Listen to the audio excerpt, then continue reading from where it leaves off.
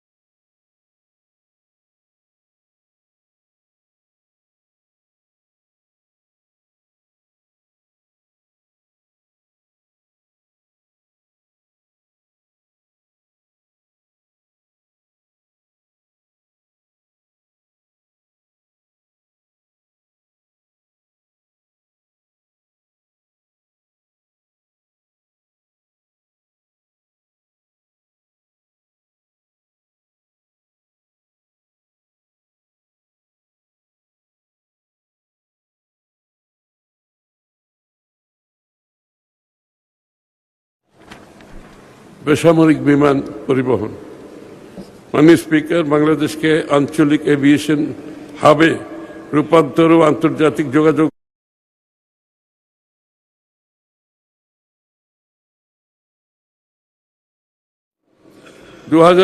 সালের মধ্যে বাংলাদেশকে দক্ষিণ পূর্ব এশিয়ার অন্যতম প্রধান এভিয়েশন হাবে উন্নীত করা উদ্যোগ নেওয়া হয়েছে।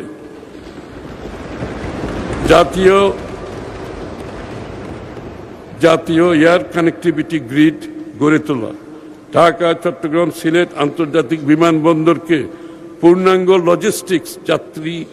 লজিস্টিক্স ও যাত্রী হাবে উন্নীতকরণ,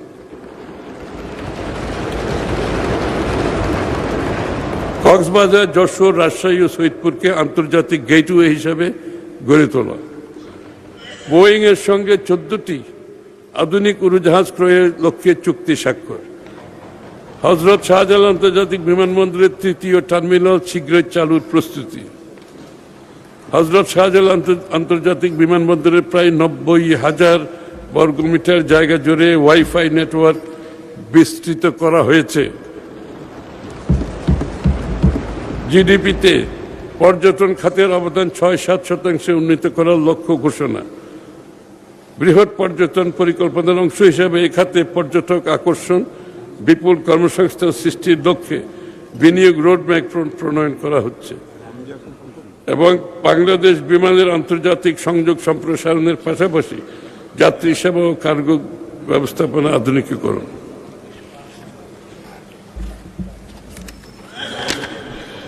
দেশের ব্যবসা বাণিজ্য সরবরাহ ব্যবস্থা ইত্যাদির গুরুত্ব বিবেচনায় যোগাযোগ অবকাঠামো উন্নয়ন বাবদ আগামী ২৬-২৭ অর্থ বছরে ৬০,৭৩০ কোটি টাকা বরাদ্দের প্রস্তাব পেশ করছি মাননীয় স্পিকার। পরিবেশ ও জলবায়ু পরিবর্তন এবং পানি সম্পদ ব্যবস্থাপনা। মাননীয় স্পিকার, বাংলাদেশ জলবায়ু পরিবর্তন জনিত অভিঘাতের অন্যতম ক্ষতিগ্রস্ত দেশ। বৈশ্বিক তাপমাত্রা বৃদ্ধি, সমুদ্রপৃষ্ঠের উচ্চতা বৃদ্ধি, লবণাক্ততা, ঘূর্ণিঝড়, বন্যাসহ নানাবিধ প্রাকৃতিক দুর্যোগজনিত অভিজ্ঞতা জর্জরিত। আমাদের লক্ষ্য ভবিষ্যৎ প্রজন্মের জন্য একটি বাসযোগ্য বাংলাদেশ গড়ে তোলা।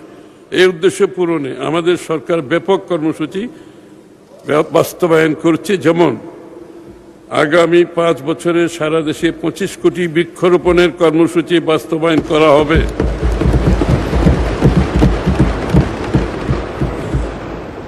এর ফলে প্রত্যক্ষ ও পরোক্ষভাবে প্রায় 3.5 লাখ সবুজ কর্মসংস্থান সৃষ্টি হবে।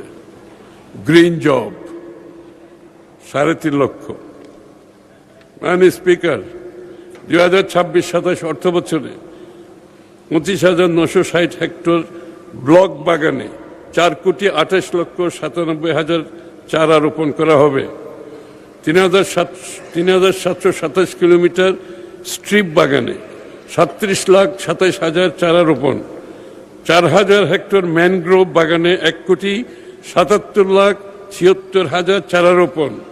বসতবাড়ি বনায়নে 56 লক্ষ চারা রোপণের লক্ষ্যমাত্রা নির্ধারণ করা হয়েছে।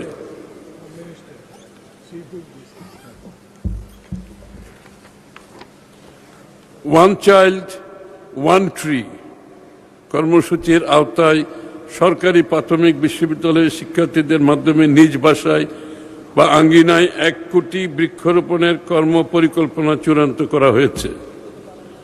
জলবায়ু পরিবর্তনের প্রভাব মোকাবেলায় উপকূলীয় ম্যানগ্রোভ বনের 50% কার্বন ট্রেডিং কার্যক্রমের আওতায় আনা হবে। বর্জ্য ব্যবস্থাপনায় সার্কুলার ফিউচার মডেল বাস্তবায়ন করা হবে। মাননীয় স্পিকার, পরিবেশ দূষণ রোধে আগামী অর্থবছরে নিম্নরূপ কার্যক্রম গ্রহণ করা হবে। বায়ু দূষণ কমাতে 15টি CAMS ক্যাম্পস এবং 16টি CCAMS এর মাধ্যমে নিয়মিত বায়ুর মান পর্যবেক্ষণ করা হবে। যানবাহনের দূষণ নিয়ন্ত্রণে BRT এর মাধ্যমে 10টি আধুনিক ভেহিকল ইন্সপেকশন সেন্টার স্থাপন করা হবে। ইলেকট্রিক বাস সার্ভিস চালুর পরিকল্পনা রয়েছে। বর্জ্য ব্যবস্থাপনার জন্য নতুন গাইডলাইন হালনাগাদ বিধিমালা প্রণয়ন করা হবে। রিডিউস, রিইউজ, রিসাইকেল 3R নীতির আওতায় আগামী 5 বছরে প্লাস্টিক বর্জ্য 30% কমানোর লক্ষ্য নির্ধারণ করা হয়েছে। জলবায়ু পরিবর্তনের অভিজ্ঞতার গভীরতা ও ব্যাপ্তি বিবেচনায় বাংলাদেশ জলবায়ু পরিবর্তন ট্রাস্টের অধীনে আগামী 26-27 অর্থ বছরে 100 কোটি টাকা বরাদ্দের প্রস্তাব করছি।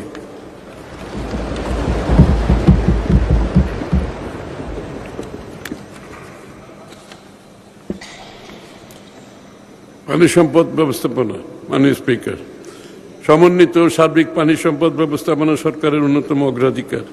সেচ, বন্যা ব্যবস্থাপনা, নদী ভাঙন রোধ, ভূমি পুনরুদ্ধার, জলাবদ্ধতা দূরীকরণ, নিষ্কাশন ব্যবস্থার উন্নয়ন, লবণাক্ততা প্রতিরোধ ইত্যাদি বিষয়ে সরকার বিভিন্ন উদ্যোগ গ্রহণ করেছে। যেমন সরকার দেশ জুড়ে জলাবদ্ধতা নিরসন, সেচ সুবিধা সম্প্রসারণ এবং পরিবেশগত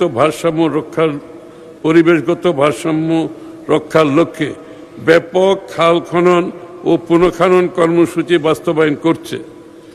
আগামী 5 বছরে 20,000 কিলোমিটার নদী, খাল, জলাধারের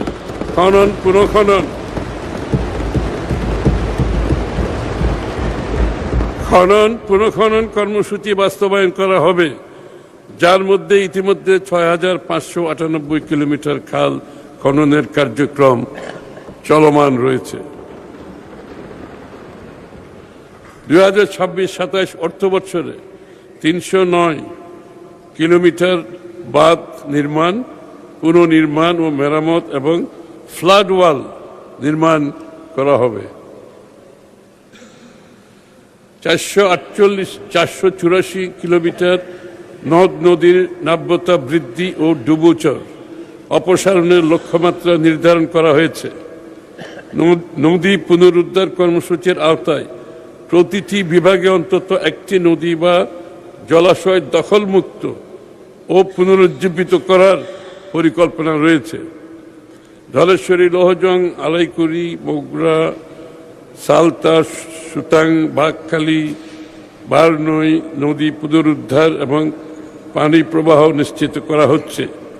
হাওর বাওর অঞ্চলের সমন্বিত উন্নয়ন ও উপকূলীয় এলাকায় লবণাক্ততা নিরসন করার কার্যক্রম গ্রহণ করা হচ্ছে।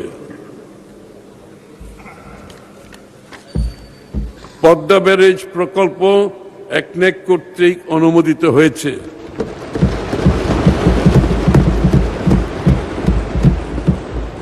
দক্ষিণ পশ্চিমাঞ্চলের কৃষি, পরিবেশ, পানি ব্যবস্থাপনায় দীর্ঘমেয়াদী পরিবর্তনের লক্ষ্য নিয়ে আগামী 7 বছরে প্রকল্পটি বাস্তবায়ন করা হবে। উক্ত প্রকল্পে দেশের প্রায় 37% মানুষ সরাসরি উপকৃত হবে। 4টি বিভাগের 19টি জেলা